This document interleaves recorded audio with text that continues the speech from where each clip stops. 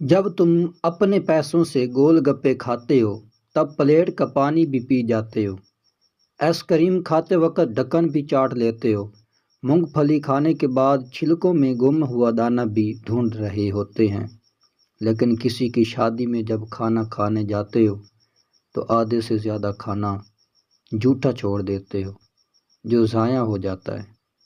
ایک باپ اپنی پوری زندگی محنت خون پسینے کی کمائی لگا کر اپنی بیٹی یا بیٹے کی شادی میں آپ کے لیے اچھا کھانا تیار کرواتا ہے۔